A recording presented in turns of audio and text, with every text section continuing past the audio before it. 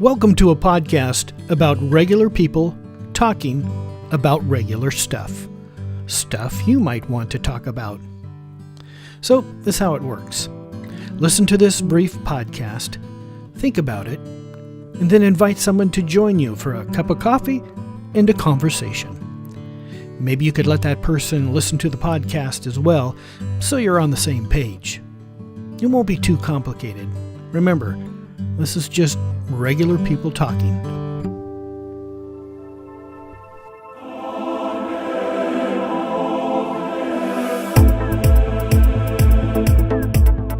In this episode, I talked with my brother-in-law, Dale, about prayer. Some folks pray only when there is a huge emergency, while other folks pray several times a day. Different cultures pray about different things, and different religions pray to different gods. But no matter what you are praying about or who you are praying to, it requires a certain amount of faith. Faith that your prayers will be answered. That's a pretty difficult topic to discuss, and we by no means came up with a definitive conclusion about faith and prayer. But we were able to have an interesting conversation, mostly by keeping in mind that we're just regular people talking. There were times in my life where I believed that every single thing that I prayed for was going to get an answer, and how it gets explained away is it's either no, yes, or maybe, or wait. And I can remember waiting a long, long time. In fact, I'm still waiting. And the things that are important to you as a child aren't so important to you as you get experience through life. The things you pray for, the things you ask for. I can remember as a child feeling very, very self-conscious about how short I was. And going to bed at night and asking God, if you would just make me 2 or 3 inches taller when I wake up in the morning, I'll serve you forever, you know. That was really, really important as a child, and it was probably just as important as any other prayer that was going up from every other person in the world. Mm-hmm. To me, that was important for me. That never happened. Right. I stopped having faith that it would. Yeah.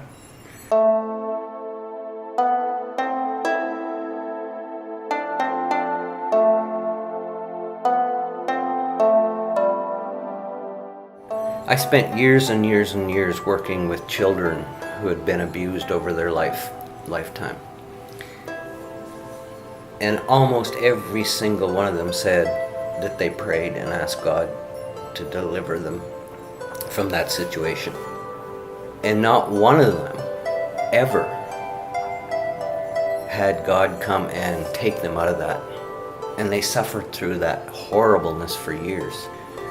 It's easy to have faith when things are really, you've got a home and a bank account, and you've got a job, and your kids are doing okay, and you can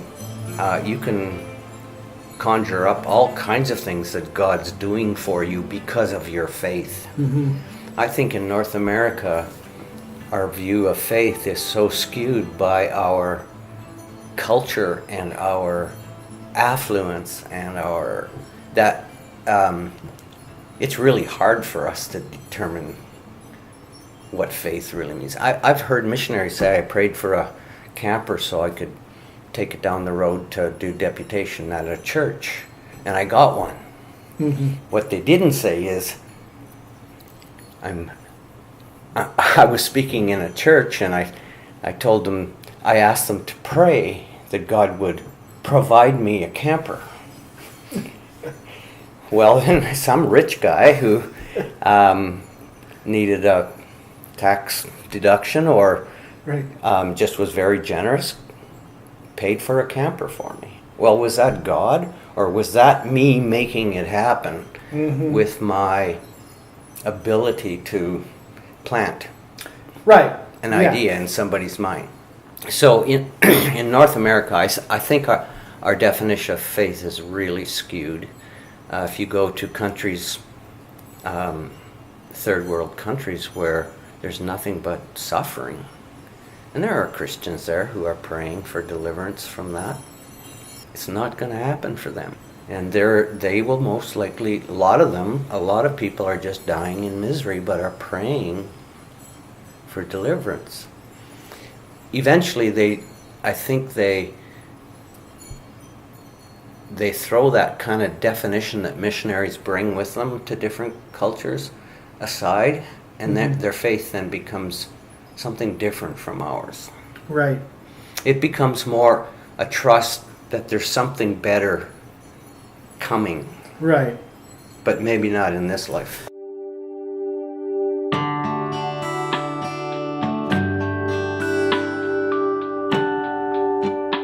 God's already provided a lot of things for us that we need to stop praying about. One of the things God has provided is the ability to have relationships with other people who can also meet our needs. Right. I talked about, the children that I had experienced over the years as a therapist. There should have been an adult who came into their life and rescued them from there. Right. There should have been an adult that stepped in and said, no, you can't do this to a child. When we fail to engage in the need of somebody else, I think we fail God and what He expects us to do faithfully.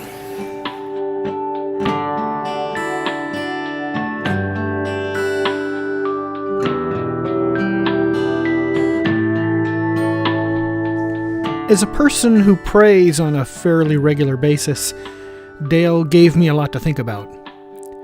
Do I expect everything I pray for to be answered, even if it's to be taller like Dale asked for when he was a child? If I am facing a financial burden or some insurmountable task, do I pray for divine intervention, or do I ask my next door neighbor or friend or relative for a really big favor? Do I have a proper balance between praying for things I need and being thankful for what I already have? Well, this is really just a springboard, isn't it? There are a lot of things worth talking about when it comes to the topic of prayer. So how about it? Are you ready to grab a friend and head to your nearest coffee house for an intense conversation about prayer? Well, you may not solve all the mysteries surrounding this topic, but I don't think anyone is expecting that. Because, we're all just regular people talking.